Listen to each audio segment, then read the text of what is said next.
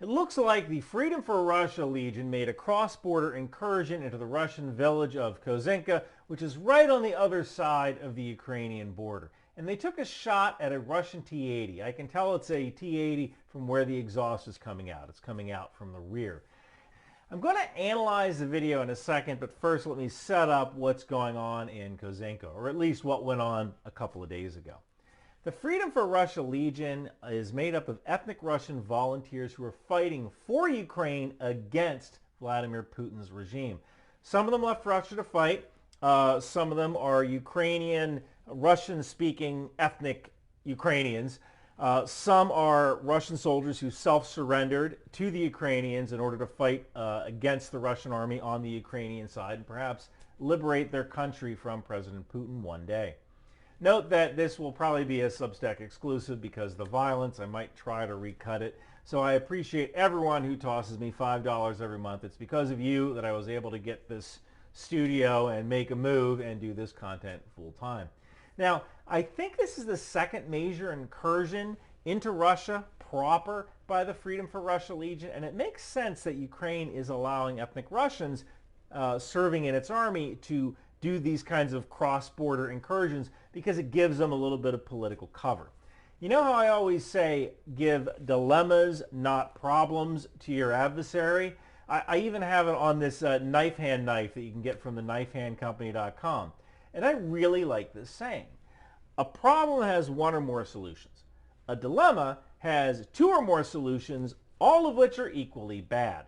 And the Freedom for Russia Legion's incursion into Kozinka is a dilemma for Russia. If Russia responds to the incursion, they have to pull troops from the line. If they don't respond, they have a team of ethnic Russians who sided with the Ukrainians running rampant in their rear. Dilemmas, not problems. Ukraine is really good at this kind of warfare. So I want to take a look at the video and then I'm going to break it down. So let's break this video down. This was geolocated to just 500 meters inside of Russia by Darth Incognito. And this soldier here is carrying an M72 Law light anti-armor weapon. This is a Vietnam-era weapon.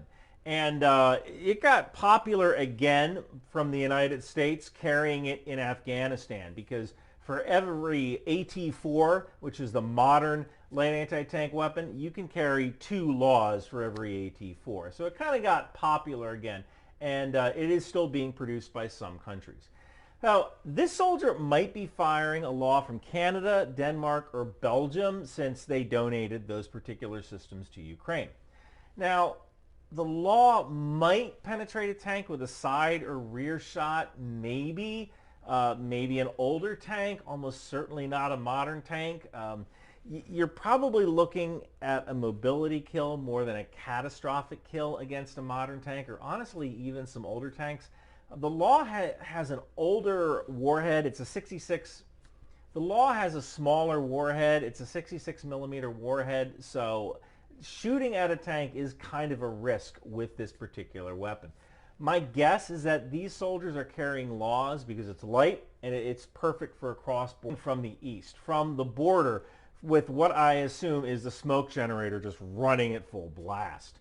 The turret is faced rearwards. I think they were clearly engaging something on the border and they decided that what they were engaging was just too mean and they decided to run like all heck to the east. Because they didn't want to play that game anymore with whatever they were engaging a couple of meters behind in the west.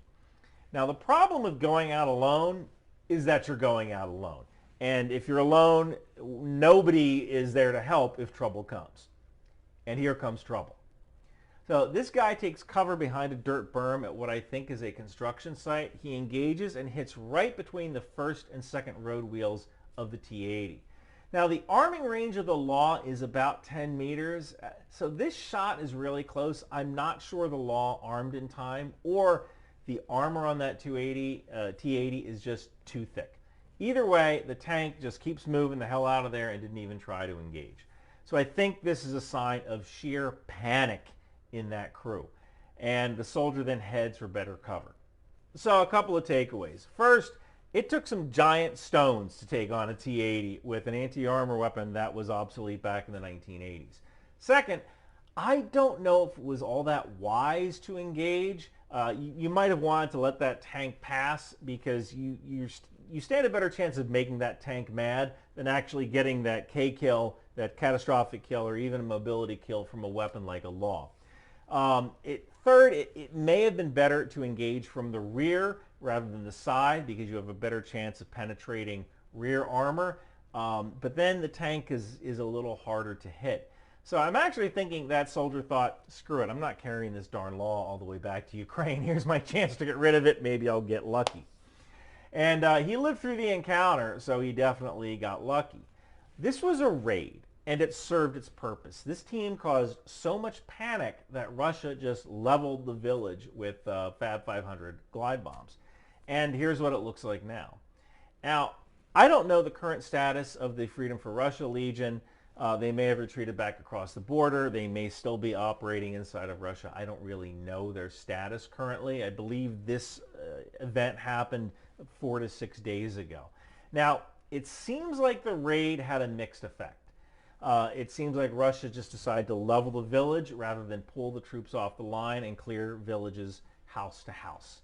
But for at least one day, Russia had to divert its Su-34 bombers to a mission of leveling the village. And for every bomber that's diverted to leveling a Russian village, that's one less bomber that can toss glide bombs into Kharkiv. So if you want to get technical, the raid worked.